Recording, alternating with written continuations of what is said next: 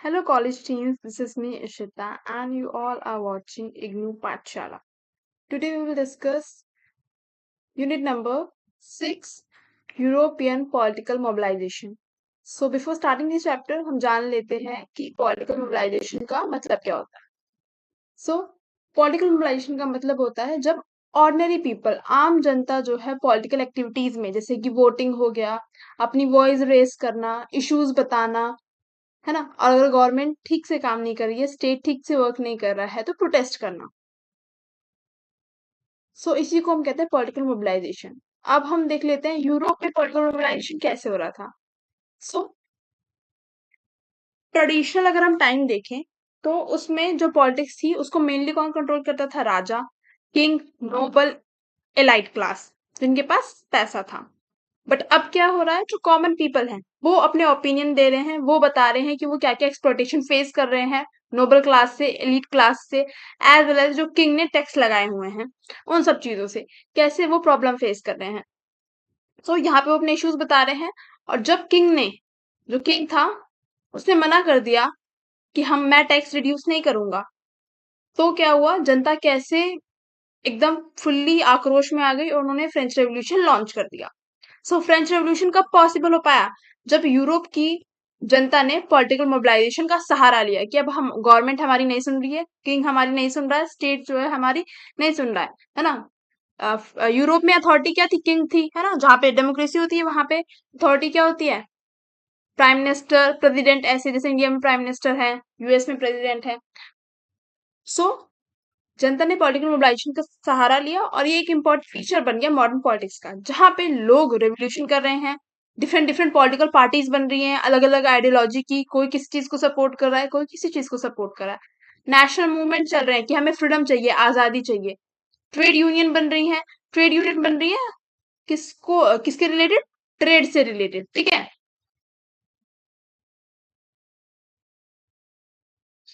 कि import export कर रहे हैं तो उन पे क्या टैक्स लग रहा है, ठीक है? Import and export, import export duty लगती है ना?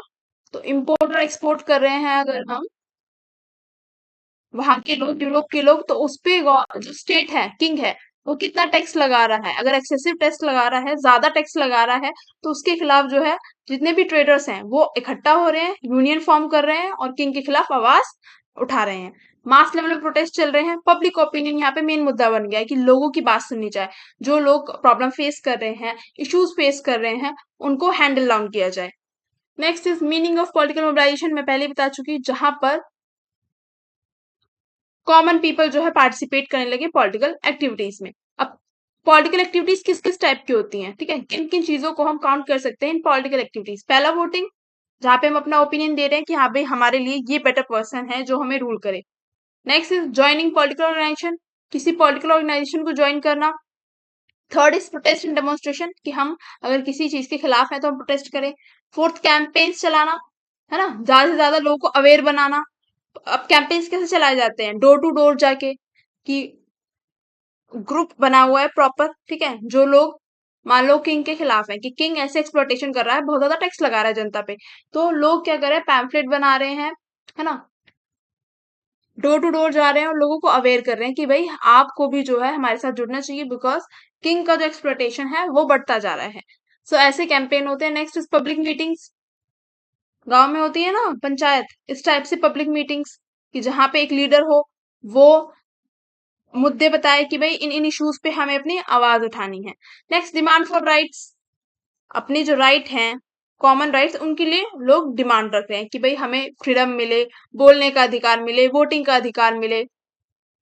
सो ये सारी क्या है? पॉलिटिकल एक्टिविटीज हैं। हाँ, इसमें एक पॉइंट रह गया, ज्वाइनिंग पॉलिटिकल ऑर्गेनाइजेशन का मतलब क्या है? बहुत सी ऑर्गेनाइजेशन बनी थी उस टाइम पे, जैसे कि थी जैकोबिन क्लब, है ना? जैकोबिन क्लब भी पॉलिटिकल ऑर्गेनाइजेशन थी, जिसके लीडर कौन थे? रॉबॉस्पियर। पढ़ा ना हमने यूनिट नंबर 2 में जैकोबिन क्लब के बारे में? तो जैकोबिन क्लब भी एक पॉलिटिकल ऑर्गेनाइजेशन थी उसी के टाइम की, यूरोपियन, जिस टाइम पे फ्रेंच रेवोल्यूशन चला था उस टाइम की। Third topic is background of political mobilization Europe. अब ये पॉलिटिकल मोबिलाइजेशन क्यों स्टार्ट हुआ? क्यों पब्लिक इतनी मजबूर हो गई कि वो प्रोटेस्ट करने लगी, रेवोल्यूशन करने लगी? क्योंकि मोनार्क, जो किंग था, उसके पास प्रॉपर पावर थी, सारी चीजें वही कंट्रोल करता था। कॉमन पीपल आवाज भी नहीं उठा सकते थे किंग के खिलाफ।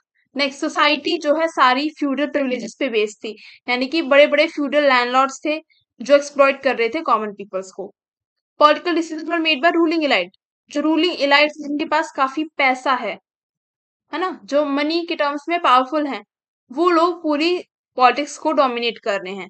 एज वेल एज किंग के डिसीजन को भी डोमिनेट कर रहे हैं वो लोग जिनके पास पैसा है।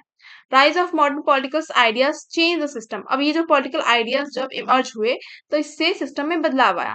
एनलाइटनमेंट आइडिया जो हमने भी प्रीवियस यूनिट में पढ़ा, French revolution, industrial revolution, industries में आया, ग्रोथ नेशनलिज्म की भावना लोगों के अंदर, ब्रदरहुड यूनिटी की भावना लोगों के अंदर। अब इन टाइप के आइडियाज ने मेजरली इन्फ्लुएंस किया यूरोप की सोसाइटी को।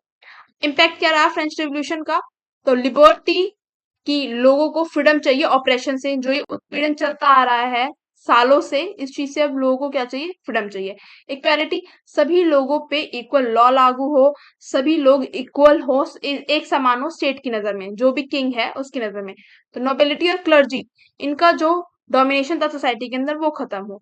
नेक्स्ट, पॉपुलर सोलिडिटी, कि power was believe to belong to the people, यानी कि जो पावर है वो हमेशा लोगों के हाथ में रहनी चाहिए, ना कि किंग के हाथ में। जब भी लोग चाहें तो वो किंग के खिलाफ आवाज उठा सकते हैं, जब भी किंग गलत करेगा। जैसे इंडिया में होता है ना कि अगर प्राइम मिनिस्टर चाहे कितनी भी सुप्रीम पावर होल्ड करता हो, बट अगर जनता अपनी बात पे आ जाए, अगर जनता चाहे कि ये सरकार अब जानी चाहिए, बहुत एक्सप्लॉयटेशन हो गया, बहुत इन्होंने अपनी मनमानी चला ली, तो वो सरकार गिर के रहेगी, फिर चाहे वो कितने भी मेथड्स अपना ले रहने के लिए इन पॉलिटिक्स, बट सारी जो चीजें वो फेल हो जाती हैं at the end. Number 5, role of political parties. Political parties का क्या रोल रहा इस टाइम पे?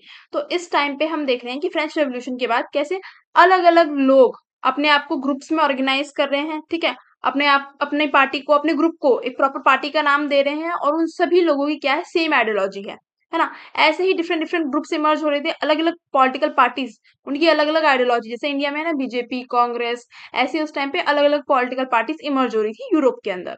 फंक्शन क्या थे इन पॉलिटिकल पार्टीज के? रिप्रेजेंट करना इंटरेस्ट ऑफ ग्रुप, जैसे मैंने आपको बताया ग्रुप होता है, उनके इंटरेस्ट क्या, उनकी डिमांड है, क्या इश्यूज हैं, उनको रिप्रेजेंट करना। पॉलिटिकल आइडिया, जो उनकी पार्टी का नारा है या जो भी काम वो करेंगे उस चीज को स्प्रेड करना। वोटर्स को मोबिलाइज करना, लोगों को अवेयर बनाना कि भाई आपको हमें क्यों वोट देना चाहिए, है ना। नेक्स्ट इज कंटेस्ट इलेक्शन, जब इलेक्शन हो तो इलेक्शन कंटेस्ट करना, लड़ना इलेक्शन। इन्फ्लुएंस गवर्नमेंट पॉलिसी, अब अगर इलेक्शन के बाद वो पावर में आते हैं तो गवर्नमेंट पॉलिसीज में अपना योगदान देना, गवर्नमेंट पॉलिसीज बनाना लोगों के हित के लिए। एग्जाम्पल क्या थे उस टाइम की पार्टीज के? Liberal party, socialist party, conservative party. अभी तीनों जो है ना आइडियोलॉजी बेसिस पार्टी है। अब लेटर ऑन हम देखेंगे कि किस पार्टी की क्या आइडियोलॉजी है। Rise of nationalism, rise of nationalism ने भी बहुत इंपॉर्टेंट रोल प्ले किया है लोगों को अवेयर बनाने में, मोबिलाइज करने में और यूनाइट करने में। अब कैसे लोगों को यूनाइट किया गया? कॉमन लैंग्वेज के थ्रू, जैसे सबको पता है कि जैसे फ्रांस का एरिया है तो फ्रांस में फ्रेंच बोली जाती है ना। कल्चर के थ्रू, सब लोगों का एक कॉमन कल्चर है, हिस्ट्री सबकी सेम रही है, कि एक्सप्लॉयटेशन ऐसा तो है नहीं किसी सिर्फ दो चार लोगों ने फेस किया है, नहीं। 98% जो पॉपुलेशन थी फ्रांस की वो अगेंस्ट थी इन फ्रेंच रेवोल्यूशन, ठीक है, मतलब 98% लोग जो है किंग के अगेंस्ट थे। इतने सारे लोगों का एक्सप्लॉयटेशन हुआ था in before French revolution. Next ये एक नेशनल आइडेंटिटी क्रिएट करने में हेल्प करता है कि हम सब इस एक देश के नागरिक हैं। अब नेशनल मूवमेंट की डिमांड क्या थी? नेशनल इंडिपेंडेंस, है ना। किस चीज से इंडिपेंडेंस मांग रहे थे वो लोग? इंडिपेंडेंस मांग रहे थे, जो एक्सप्लॉयटेशन इतने सालों से होता आ रहा है उससे इंडिपेंडेंस मांग रहे थे। वो कह रहे थे इस किंग को हटाया जाए। ओके। नेक्स्ट, यूनिफिकेशन की डिमांड कर रहे थे कि सभी लोगों पे एक समान लॉ लागू हो, सभी इक्वल हो, किसी को भी प्रिविलेज ना हो सोसाइटी के अंदर। नेक्स्ट, सेल्फ गवर्नमेंट की वो डिमांड कर रहे थे कि जो पावर है वो किंग के हाथ में या किसी भी एक अथॉरिटी के हाथ में कॉन्स्टिट्यूट होके ना रह जाए, पावर जो है कॉमन जनता के हाथ में रहे, हम लोगों के हाथ में रहे, जिससे अगर कभी भी जो अथॉरिटी है वो सही से वर्क ना करे, एफिशिएंट वर्क ना करे, स्मूथ वर्क ना करे, तो हम जो है उन्हें रिप्लेस कर पाए। एग्जाम्पल क्या है? इटालियन नेशनलिज्म, जर्मन नेशनलिज्म, इस टाइप के नेशनल मूवमेंट चले उस टाइम पे। नेशनलिज्म को भी हम आगे और यूनिट में पढ़ेंगे इन डिटेल, यहाँ पे सिर्फ इतना ही। Next, industrial revolution and working class mobilization. कैसे? जैसे जैसे टेक्नोलॉजी अपग्रेड हो रही है तो रेवोल्यूशन आ रहा है इंडस्ट्रीज में, ठीक है। तो जिस टाइम पे फ्रांस रेवोल्यूशन चल रहा था तो उस टाइम पे इंडस्ट्रीज भी सेटअप होनी स्टार्ट हो गई थी, फ्रेंच रेवोल्यूशन से पहले इंडस्ट्रीज वगैरह आ चुकी थी। सो अब इंडस्ट्रीज आ गई थी तो वहां पे वर्किंग क्लास काम करने जा रही है ना, लेबर काम कर रही है। बट प्रॉब्लम क्या आ रही है, जो इंडस्ट्रीज के ऑनर हैं उनके पास तो खूब अच्छा खासा पैसा है, बट जो वर्कर्स काम कर रहे हैं उनके लिए ना तो अच्छी कंडीशन है फैक्ट्री में काम करने की, लॉन्ग वर्किंग आवर है, और इतने घंटों तक काम कराने के बाद भी क्या है, पुअर वेजेस है, लो वेजेस है। इसीलिए वर्कर्स ने अपने आप को ऑर्गेनाइज किया ट्रेड यूनियंस में, ठीक है, और उन्होंने डिमांड की बेटर वेज, ठीक है, वर्कर राइट्स और इम्प्रूव कंडीशन। जैसे ट्रेड यूनियन अपने आप को ऑर्गेनाइज करती है ना, ऐसे ही वर्कर ने भी अपने आप को यूनियंस में ऑर्गेनाइज किया कि जहां पे वो लोग अपनी डिमांड रखेंगे। उनकी डिमांड क्या थी कि उन बेटर वेज मिले, वर्कर्स को राइट मिले, इंप्रूव हो उनकी condition. Next social movement. Socialist movement क्या कहते हैं, सोशलिस्ट मूवमेंट डिमांड कर रहे थे इकोनॉमिक इक्वालिटी की और प्रोटेक्शन ऑफ वर्कर्स की, कि सोसाइटी के अंदर जो ये रिच और पुअर के बीच में गैप बढ़ रहा है, रिच और पुअर के बीच में ये जो गैप बढ़ रहा है कि रिच पर्सन अमीर होता जा रहा है, पुअर पर्सन गरीब होता जा रहा है, इस गैप को रिड्यूस किया जाए, कम किया जाए, रिफॉर्म्स लाए जाए सोसाइटी के अंदर। So next topic is role of print culture and communication. जैसे जैसे टेक्नोलॉजी एडवांस हो रही है, हम क्या देख रहे हैं कि पेपर, अब पेपर अवेलेबल हो गया, सो न्यूज़पेपर, पैम्पलेट्स और बुक्स दोनों का पब्लिश होना इंक्रीज हो गया है टू क्रिएट पॉलिटिकल अवेयरनेस। यानी कि पर्पस क्या है यहाँ पे, न्यूज़पेपर, पैम्पलेट और बुक्स के बनने का अवेयरनेस क्रिएट करना, जिससे वो हेल्प करे लोगों को to discuss political issues, spread revolutionary idea, जिससे लोग अपनी बातें जो है मेजोरिटी लोगों तक पहुंचा सके। ऑर्गेनाइज मूवमेंट को ऑर्गेनाइज करने में, फॉर एग्जांपल पैम्पलेट्स को बांटा जाता था इन्फॉर्म करने के लिए भी, इंफॉर्मेशन देने के लिए भी। इस टाइप से पैम्पलेट होता था, उसमें डेट, टाइम और किस रेवोल्यूशन करना है और किस जगह करना है, ठीक है, प्रोटेस्ट करना है किस जगह करना है, इस टाइप से भी पैम्पलेट्स बांटे जाते थे। 9 expansion of democratic politics. So modern world में जो ट्रेडिशनल अथॉरिटी थी किंग की, वो तो डिक्रीज हो गई। अब किस टाइप की पॉलिटिक्स आ रही है, डेमोक्रेसी, डेमोक्रेसी की लोग डिमांड कर रहे हैं। सो इलेक्शंस हो जहां पे लोग अपना रिप्रेजेंटेटिव खुद चुन पाए, लोगों के पास वोटिंग राइट्स हो, रिप्रेजेंटेटिव इंस्टीट्यूशन हो जैसे कि parliament. Next is political ideologies, जो मैंने बताया कि लिबरलिज्म, कंजर्वेटिज्म और सोशलिज्म, ये तीन टाइप ऑफ मेजोरिटी में आइडियोलॉजीज थी उस टाइम पे, और हर कोई ना कोई पार्टी जो है इन तीनों ही आइडियोलॉजी में से किसी ना किसी को सपोर्ट करती थी। तो लिबरलिज्म क्या बात करता है कि हर एक इंसान के पास इंडिविजुअल फ्रीडम है, गवर्नमेंट कैसी होनी चाहिए, कॉन्स्टिट्यूशन पे बेस्ड, पॉलिटिकल राइट्स होने चाहिए लोगों के पास, जिससे लोग पार्टिसिपेट कर पाए पॉलिटिक्स में through voting, opinion, public opinion. Next जो कंजर्वेटिज्म है वो सपोर्ट करता है ट्रेडिशनल स्टेबिलिटी को, मतलब कि एकदम से कंप्लीट रेवोल्यूशन ना लाके धीरे धीरे सोसाइटी में बदलाव लाना। कंजर्वेटिस्ट इस बात को सपोर्ट करते हैं। और सोशलिज्म सपोर्ट करता है स्टेटस इक्वल क्रिएट करने में सोसाइटी के अंदर, यानी कि सभी लोग इक्वालिटी से रहें, सभी लोगों को इक्वल ट्रीट किया जाए। ऐसा ना हो कि किसी इंसान के पास ज्यादा जमीन हो, ठीक है, किसी इंसान के पास इतनी भी ना हो कि उसकी बेसिक नेसेसिटी पूरी हो सके। सो इस टाइप के गैप को रिड्यूस करने के लिए स्टेट जो है प्रॉपर मेजर्स ले। मास मूवमेंट इन यूरोप, अब यूरोप में 19वीं सेंचुरी में बहुत सारे मूवमेंट देखने के लिए मिले।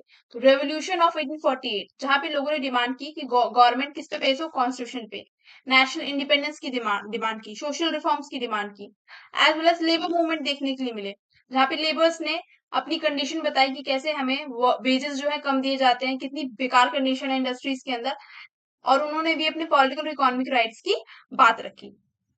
नेशनल मूवमेंट देखने के लिए मिले, जहां पे लोग डिमांड कर रहे हैं देश की यूनिटी की, इंडिपेंडेंस की, कि हमें इंडिविजुअल फ्रीडम दी जाए।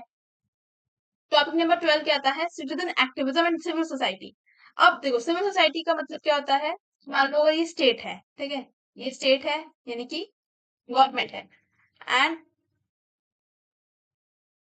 ये है कॉमन पब्लिक, सी से डोनेट कर लेते हैं कॉमन पब्लिक, तो इसके बीच का जो स्पेयर है इसी को हम कहते हैं सिविल सोसाइटी, है ना। सिविल सोसाइटी में वो लोग आते हैं जो लोग एक्टिवली पार्टिसिपेट करना चाहते हैं, प्रोटेस्ट करना चाहते हैं, जिन्हें अपनी राइट्स की कदर है। देखो जब रेवोल्यूशन चल रहा था तो उस टाइम पे भी मेजोरिटी ऑफ द लोग आ रहे थे उठ के सामने, बट उस टाइम पे भी कुछ 2% 3% पॉपुलेशन ऐसी थी जो प्रोटेस्ट में पार्टिसिपेट नहीं कर रही थी, ठीक है, या फिर वो लोग ऐसे थे जिनको इंटरेस्ट नहीं था इन सब चीजों के अंदर, सो उनको हम काउंट करते हैं as a common people. But जो उसके बीच का स्पेयर है जहाँ पे लोग एक्टिवली पार्टिसिपेट करते हैं, ओके, अपनी बात रखते हैं, ओपिनियन रखते हैं, एसोसिएशन फॉर्म करते हैं, कैसे रेवोल्यूशन लाना है, क्या मूवमेंट चलाने हैं, कैसे अपनी बात मनवानी है सरकार से, इस टाइप से लोग प्लानिंग करते हैं, आपस में अपने अपने ओपिनियन शेयर करते हैं, डिबेट डिस्कशन करते हैं, तो उसी को हम कहते हैं civil society. Okay, civil society में कौन कौन लोग आते हैं? जो कॉमन पीपल हो गए, जो भी एक्टिवली इंगेज हैं पॉलिटिकल एक्टिविटीज के अंदर, प्रेशर ग्रुप हो गए, जो अपनी बात प्रेशराइज करके गवर्नमेंट से मनवाते हैं थ्रू प्रोटेस्ट या अदर मीडियम कह लो, एसोसिएशन होगी जैसे कि ट्रेड यूनियन, अभी मैंने आपको पहले बताया, रिफॉर्म मूवमेंट और सोशल ऑर्गेनाइजेशन, ये सब किसके अंदर आती है? सिविल सोसाइटी के अंदर आती है। और ये कैसे गवर्नमेंट को इन्फ्लुएंस करते हैं? Through creating their public opinion. जब मास लेवल पे जनता एक चीज को सपोर्ट करेगी तो गवर्नमेंट को कहीं ना कहीं वो चीजें माननी पड़ती हैं। इंपॉर्टेंस क्या रही है अब यूरोपियन पॉलिटिकल मोबिलाइजेशन की? तो पार्टिसिपेशन लोगों का इंक्रीज हुआ, मोनार्की खत्म हुई, डेमोक्रेसी बढ़ी, पॉलिटिकल पार्टीज हमें देखने के लिए मिली, वो भी अलग अलग आइडियोलॉजी की, लोगों में नेशनलिज्म की भावना आई और सिटीजनशिप और राइट जैसे कॉन्सेप्ट आए इन द सोसाइटी। सो यहाँ पे हमारा चैप्टर एंड होता है। Thank you for watching the video. को वीडियो अच्छा लगा तो do like share subscribe my channel. And यहाँ से जो मेन क्वेश्चन आएगा वो यही आएगा, how did the French revolution encourage mass participation, या फिर first explain the meaning and importance of political mobilization in Europe, 20 marks में। तो जो ये क्वेश्चन नंबर 3 है कि कैसे फ्रेंच रेवोल्यूशन ने इनकरेज किया मास पार्टिसिपेशन, तो उसमें आप थोड़ा सा बैकग्राउंड में फ्रेंच रेवोल्यूशन के बारे में बता देना। उसके बाद इस चैप्टर से पॉलिटिकल मोबिलाइजेशन वाला जितना भी पार्ट है वो सारा आपको एक्सप्लेन करना है। ओके, सो मिलते हैं यूनिट नंबर 7 में, तब तक के लिए tata bye bye, take care.